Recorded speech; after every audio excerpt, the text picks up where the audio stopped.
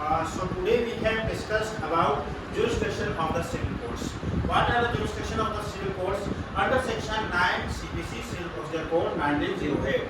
Section 9 CPC 1908 define करता है jurisdiction of the civil court. We have discussed what are the jurisdiction. Basically, jurisdiction states the limitations of the court. कि courts की क्या हुक्म है, कौन से केसेस कोर्ट सुन सकती है और कौन से केसेस कोर्ट नहीं सुन सकती.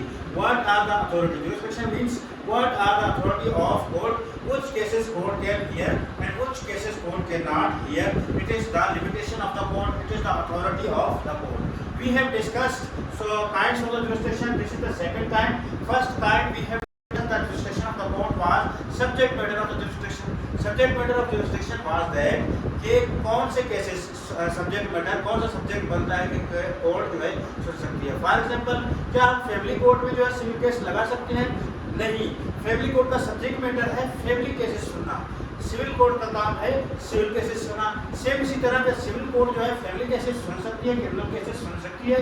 तो उनका सब्जेक्ट मैटर ही नहीं है, उसके पास अथॉरिटी नहीं है जुरिस्डिक्शन के हवाले से. तो subject matter jurisdiction was that. वो पिछली क्लास में हमने पढ़ा था. आज कोई क्लास में हमने पढ़ा है peculiar jurisdiction. Peculiar jurisdiction is the actually property value of the case. कि केस की प्रॉपर्टी वैल्यू क्या है. केस 1 करोड़ का है, 2 करोड़ का है, 3 करोड़ का है, वो बताती है जुरिस्डिक्शन. ठीक है. It is the jurisdiction which based on, जो बेस है किसके ऊपर? Monetary means money, value of the property, value of property which you are claiming. कि जो आप अपने केस में क्लेम कर रहे हैं, दावा कर रहे हैं कि आपकी प्रॉपर्टी की वैल्यू क्या है मनी की, उस हिसाब से आप केस फाइल करेंगे. फॉर एग्जांपल, आपका केस 10 करोड़ से अबव है तो आप अपना केस डिस्ट्रिक्ट कोर्ट में फाइल करेंगे. अगर आपका केस जो है 5 करोड़ से कम है, आप सिविल जज 1, 2, 3 इसी हिसाब से इसको कैटेगराइज किया गया है. इसी हिसाब से आप जो है पिक्यूलियर जुरिस्डिक्शन लगा सकते हैं. उसके बाद हमने पढ़ा territorial jurisdiction. Territorial jurisdiction determines, ये बयान करता है कुछ एरिया, कि कौन सा एरिया कोर्ट एक्सरसाइज अथॉरिटी, कि कौन से एरिया में कोर्ट को अथॉरिटी है कि वो केस सुने. फॉर एग्जांपल, हमारे कोयटा सिटी में या डिस्ट्रिक्ट में 2 कोर्ट्स है. एक सरिया कोर्ट है, दूसरा कोर्ट है सिटी कोर्ट. प्रॉपर्टी जो वाक़या है जरा टाउन में. जरा टाउन जो है कहाँ पर है, किसकी लिमिटेशन में आता है? जरा टाउन लिमिटेशन आता है सिविल कोर्ट, सिटी कोर्ट में. लेकिन हम केस फाइल करते हैं सरिया कोर्ट में. So it is not the territorial jurisdiction of the sharia court, it was the territorial means जमीनी जो उसका हदूद है सरिया कोर्ट के हद में नहीं होता सिटी कोर्ट में. तो ये है अंडर सेक्शन 20 से लेकर और 15 से लेकर 20 सीपीसी बताता है कि किस ये जमीन, ये हदूद किस कोर्ट के हद में आता है. जिस कोर्ट के हदूद में वो जमीन आती है, प्रॉपर्टी आती है, आप केस वहाँ पर फाइल करेंगे, ना कि किसी और अलग कोर्ट में आप केस फाइल कर सकते हैं. उसके बाद है हमारे पास ओरिजिनल जुरिस्डिक्शन. मींस के पहली जुरिस्डिक्शन किसके पास है. फर्स्ट जुरिस्डिक्शन व्हिच पार्टी और व्हिच कोर्ट है. मींस के भाई 10 करोड़ का केस है, आप जाकर फाइल करते हैं सिविल जज के पास, तो ये जो है नाइंसाफी हो जाएगी किसके साथ. ये जो है क्या होगी, ओरिजिनल जुरिस्डिक्शन नहीं होगी उसकी.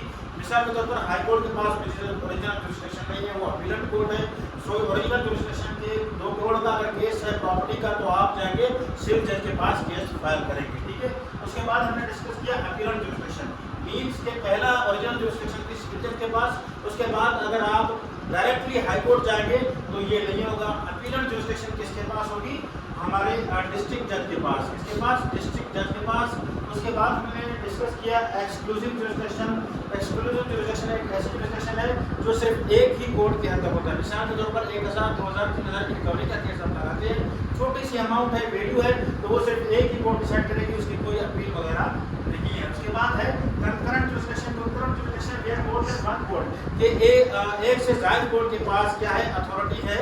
मिसाल एक ज़मीन है कि उसकी लिमिटेशन जो है सरिया कोर्ट के हद में भी आती है, सिटी कोर्ट के हद में भी आती है.